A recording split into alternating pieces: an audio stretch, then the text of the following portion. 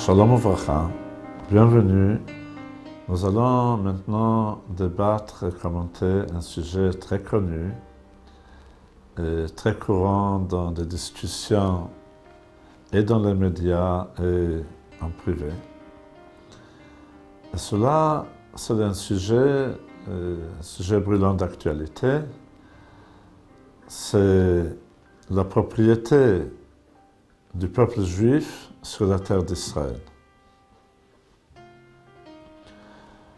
Nous devons savoir que ce sujet a été approché de plusieurs points de vue. Du point de vue politique, du point de vue historique, et bien d'autres. Nous allons maintenant approcher ce sujet du point de vue de la Torah, qui est en vérité Torah de vie. C'est la Torah qui donne la vie à chaque chose, et aussi la Torah qui est la seule vérité, la seule réalité qui existe et qui influence tous les autres domaines, comme on a dit avant, politiques ou historiques ou autres. Du point de vue de la Torah, surtout comme c'est éclairé par la Chassidut, la base par laquelle nous devons voir chaque chose est la suivante. Quel est le rapport de Dieu, d'Akadosh Baruch Hu, à ce sujet? Qu'est-ce que Akadosh Baruch Hu pense et fait à ce sujet? Nous savons que la culture occidentale parle beaucoup de l'homme, de l'être humain. C'est-à-dire, pour la culture occidentale, l'essentiel, c'est de voir comment chaque chose s'arrange par rapport à l'humanité, à l'être humain. En vérité, cette approche, qui apparemment est très altruiste, est en vérité égoïste. Parce qu'en fin de compte, on ne pense pas généralement à un sujet par rapport à son lien avec l'humanité tout court, mais qu'est-ce qu'il me rapporte à moi? Ceci est dans tous les domaines. Par exemple, dans les rapports patron et ouvrier, on ne parle presque jamais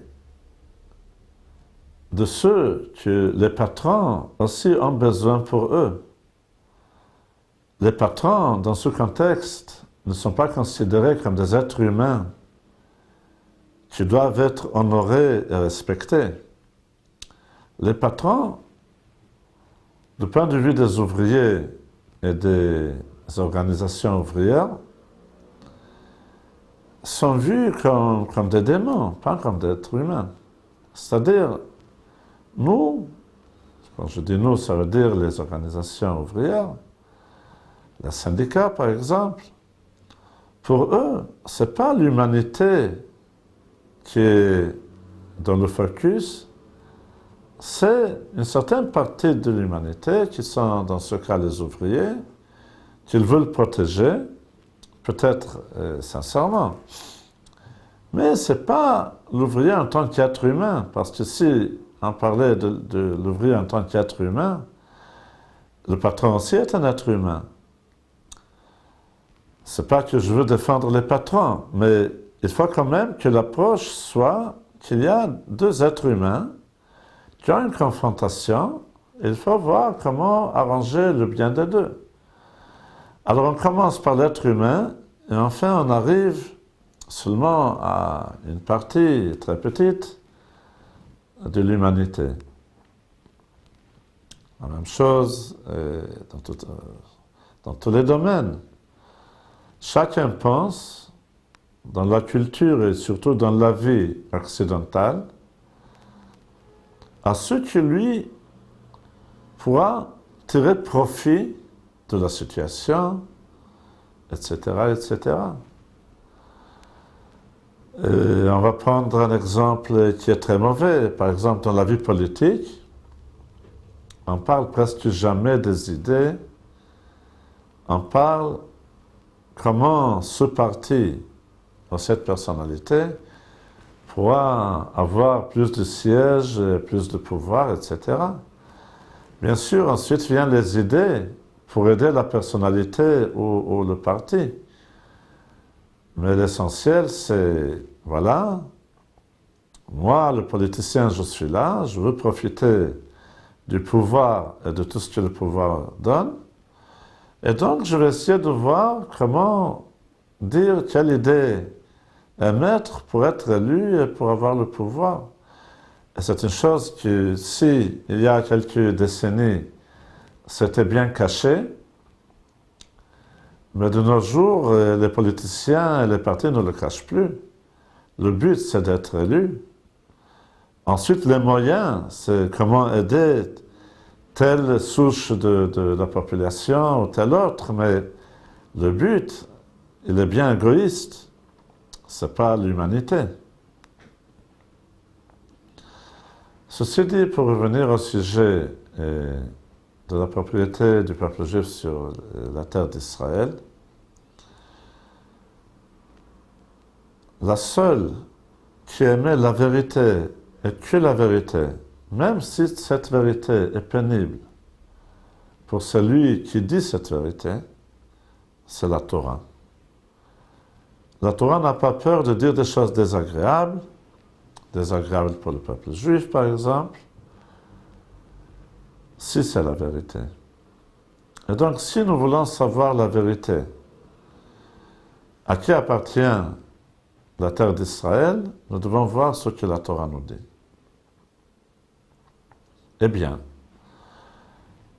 c'est une chose qu'il faut bien accentuer, bien souligner de nos jours, qu'il y a une propagande internationale pour parler des souffrances du peuple palestinien, de l'histoire du peuple palestinien, etc., etc.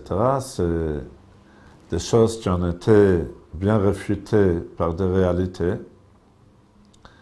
Mais le monde, pour certaines raisons qu'on ne va pas aborder maintenant, est très, comment dire, il est très influencé par cette propagande.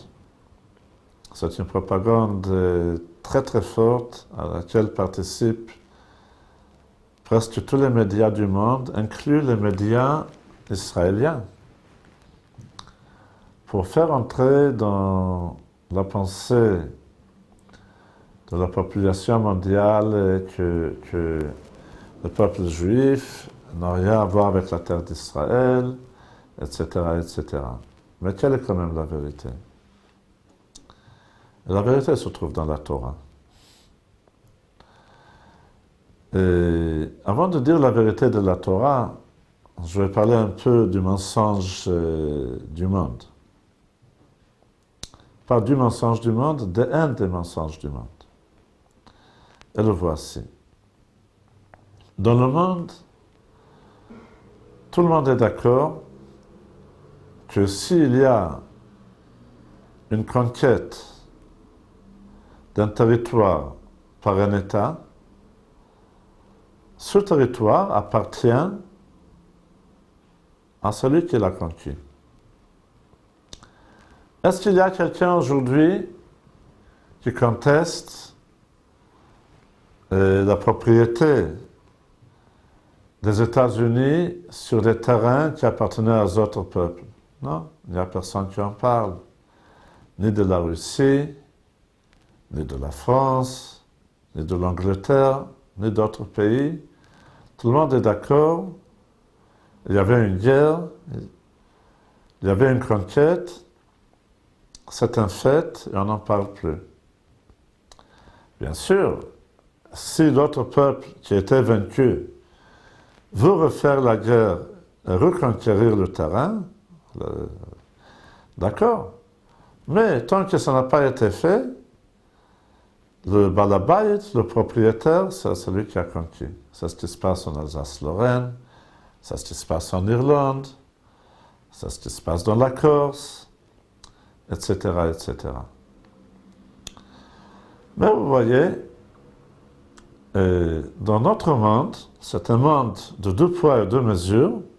Ce qui est vrai pour tout le monde, pour toutes les nations, pour tous les gouvernements, n'est pas vrai pour le peuple juif.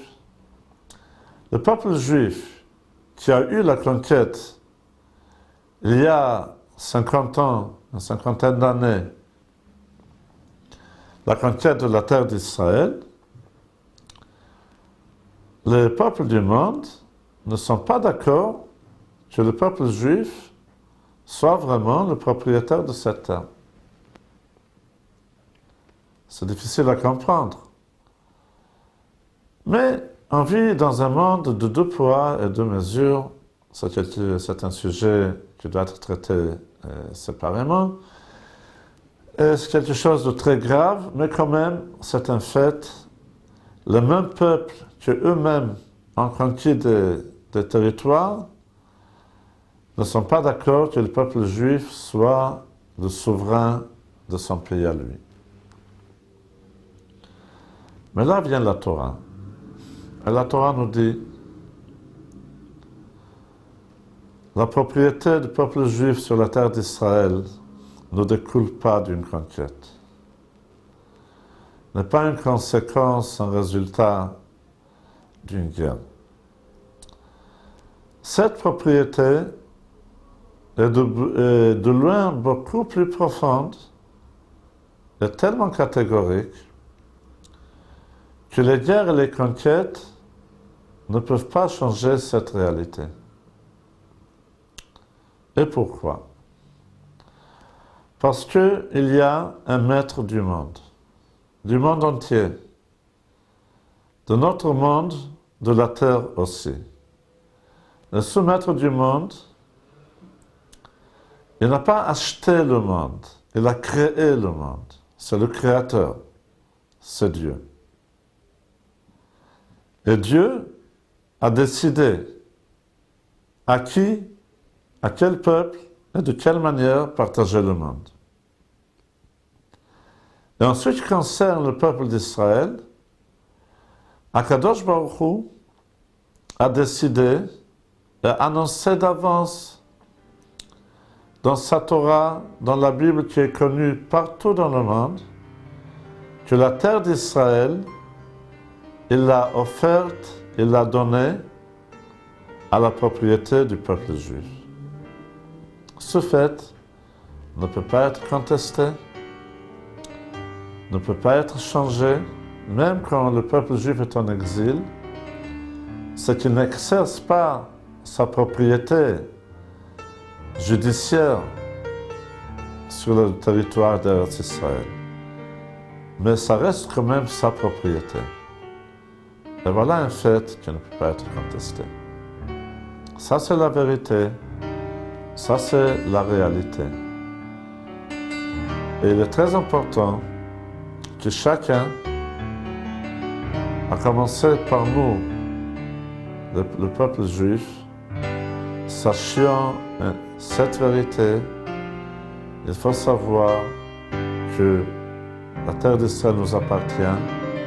Il n'y a aucun politicien, ni juif, ni non-juif, qui peut changer quoi que ce soit dans cette propriété.